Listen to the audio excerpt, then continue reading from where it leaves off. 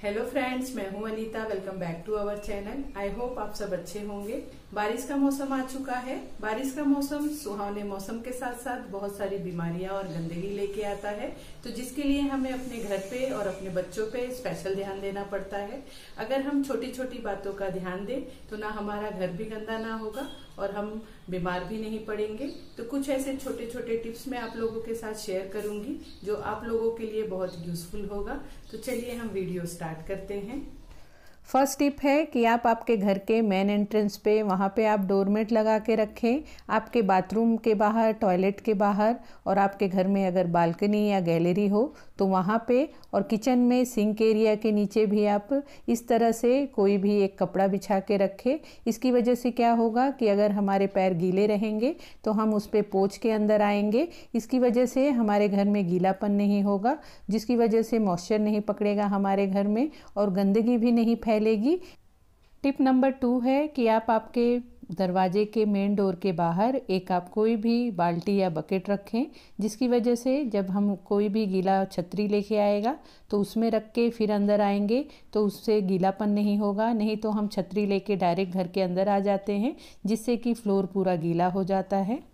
Tip number 3 है कि बारिश के सीजन में ऑलरेडी हमारे घर में बहुत ही गीलापन और मॉइस्चर रहता है, तो जब भी आप आपके फर्नीचर की डस्टिंग करें तो इस तरह से ड्राई कपड़े से ही करें, क्योंकि अगर हम कपड़े को और गीला करके डस्टिंग करेंगे तो फर्नीचर में गीलापन आ जाएगा, जिसकी वजह से उसमें फंगस आने लगता है और हमारे फर्नीचर ख़राब होने लगते हैं। तो इस तरह से आप मानसून में सिर्फ इस तरह से ड्राई कपड़े से ही फर्नीचर को पोंछें, डस्टिंग भी हो जाएगी और हमारा फर्नीचर ख़राब भी नहीं होगा।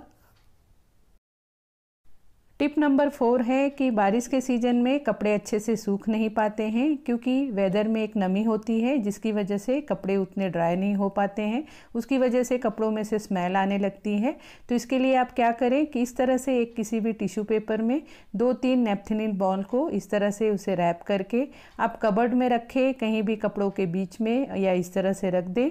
आपके कपड़ों में से स्मेल आना बंद हो जाएगा और एक अच्छी सी खुशबू कबर्ड में और कपड़ों में से आने लगेगी।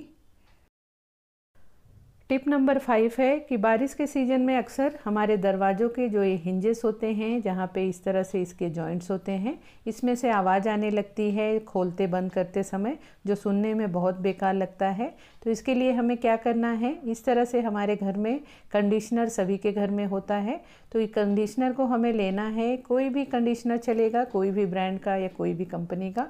उसे हमें इस तरह से थोड़ा थोड़ा लेना है और इसके हिंजेस पे इस तरह से लगा देना है। आगे पीछे की तरफ से लगा दें और थोड़ी देर में ही देखेंगे कि इससे आवाज़ आना बंद हो जाएगा।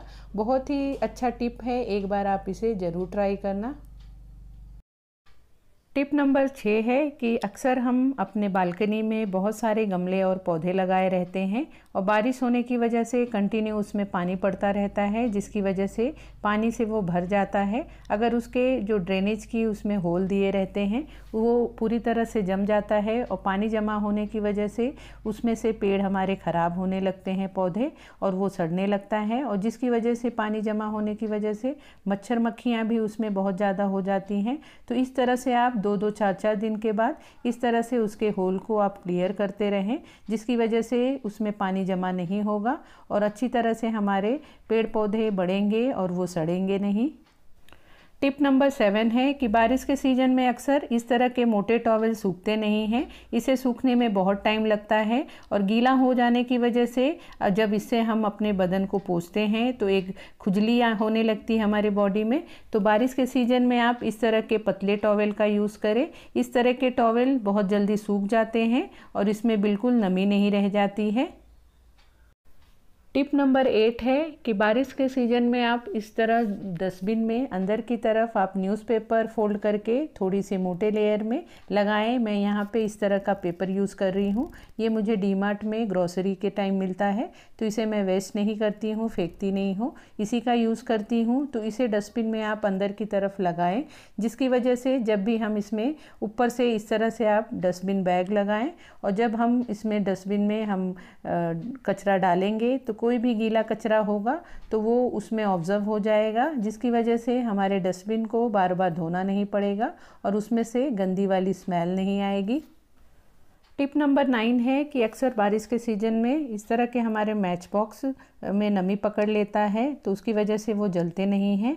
तो इसके लिए आप क्या करें, एक कोई भी आपके पास जो भी डब्बा हो उसमें आप इसे इस तरह से स्टोर करके रखें, जिसकी वजह से उसमें नमी नहीं पकड़ेगी और हमारे मैच बॉक्स वेस्ट नहीं होंगे, अच्छी तरह से वो जलेंगे।